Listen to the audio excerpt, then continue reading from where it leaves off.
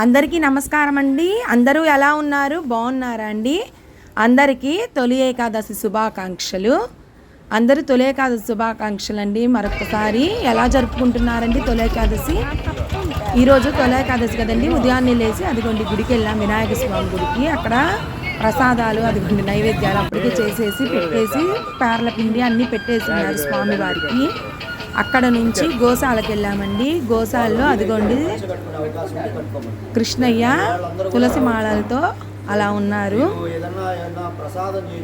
నిన్న చెప్పాను కదండి, గత 3 రోజుల నుంచి అంటే 4వ తారీఖు నుంచి గోశాలలో గోత్రి రాత్రి హోమాలు చేస్తున్నారని 4వ తారీఖు వారాహి మాతను చేశారండి. 5వ తారీఖు గోవింద హోమం చేశారండి. చాలా అద్భుతంగా చేశారు. గోవింద హోమంలో మేము కూడా పాల్గొనడం జరిగింది. అక్కడ అదిగోండి కోలాటం వాళ్ళు వచ్చి కోలాటం చెప్పారు. తర్వాత గురువు గారు వచ్చి ఆయన ఉపన్యాసము పూజా విధానం గురించి చాలా చక్కగా వివరించారండి. అదిగోండి శ్రీమూర్తులందరూ అక్కడ కూర్చొని, అక్కడ హోమం ఉంది కదండి, ఆ హోమం చుట్టూ అదిగోండి అక్కడ వేస్తారు. అదిగోండి అలా అందరికీ వచ్చిన శ్రీమూర్తులందరికీ తాంబూలం ఇచ్చి చేతిలో సంకల్పం చెప్పించి ఆ తాంబూలాన్ని హోమం దగ్గర అట్లా పెట్టిస్తారండి గురువుగారు. చక్కని పాటలతో చక్కగా స్వామివారి సంకీర్తనలతో గోవింద నామావళి జపి చేయించారండి. తర్వాత అందరికీ తలా 6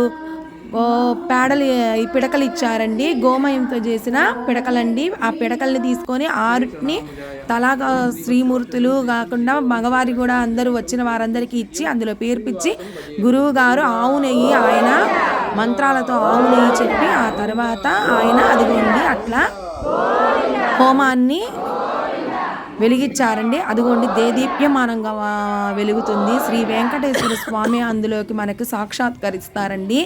చాలా అద్భుతంగా కన్నుల పండుగగా జరిగిందండి. 6 గంటలకి ముహూర్తము మొదలు పెట్టారండి. రాత్రి 11:30 అయిందండి. అదిగోండి కూష్మాండాలు కూడా తెమ్మన్నారు. కూష్మాండాలు తీసుకొని వచ్చి దాంతో విశేషంగా పూజ ఉంటుందండి. కూష్మాండాలతో ఈరోజు ఆదివారం అండి సాయంత్రం 4 గంటలకి ఎవరికైనా ఒంగోలులో అవకాశం ఉన్న వాళ్ళు తప్పకుండా రాహుకాల హోమానికి రండి. దానికి కావాల్సిందల్లా ఏం లేదండి, నిమ్మకాయలు. ఇప్పుడు మీ వయసు ఎంత ఉండిద్దో, సపోజ్ మీకు ఇప్పుడు 20 ఏళ్ళు అనుకోండి. 20 ఏళ్ళు అంటే మీరు 10 నిమ్మకాయలు తీసుకొని 2గా కోసేస్తే 20 అవుతాయి కదండి. అలా తీసుకొని వస్తే గోశాలలో వాళ్ళే నెయ్యిని ఇస్తారంటండి, ఒత్తులు ఇస్తారు. మనం దాంతో దీపాలని వెలిగించడం అంటే మామూలుగా వెలిగించడం కాదు, గురువు గారు అందుకు కావాల్సిన పూజా విధానాన్ని గురించి చెప్తారండి, ఎలా చేయాలి ఏంటి అని చెప్పి. ఇది కేవలం అండి ఆడవాళ్ళకి మాత్రమే. ఎందుకంటే ఆడవాళ్ళకి ఎన్నో రకాలైనటువంటి కష్ట నష్టాలు అనుభవిస్తుంటారు, దోషాలు ఉంటాయి. ముట్టు దోషం ఉండిద్ది కదండి, ముఖ్యంగా ఆడవాళ్ళకి. ఆ ముట్టు దోషం నుంచి కూడా బయటపడడానికి శ్రీకృష్ణుల వారు రుక్మిణీదేవికి చెప్పిన కథంటండి ఇది.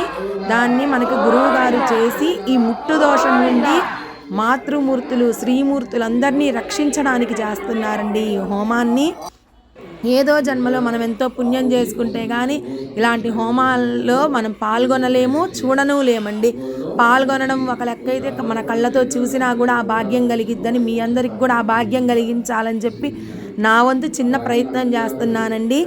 మీ కళ్ళతో చూడండి. ఈరోజు ఎవరికైనా అవకాశం ఉంటే 4 గంటలకంటండి, కాకపోతే రాత్రి కొంచెం లేట్ అయ్యిద్ది, 11 అట్లా అవుతుందండి ఈ హోమాలు. కాబట్టి ఎవరైనా ఆసక్తి ఆరోగ్యము అన్నీ ఉండి రాగలము అంటేనే కొంచెం రండి, లేదంటే తప్పకుండా నేను వీడియో తీసి రేపు మీకు చూపిస్తానండి హోమాన్ని కూడా.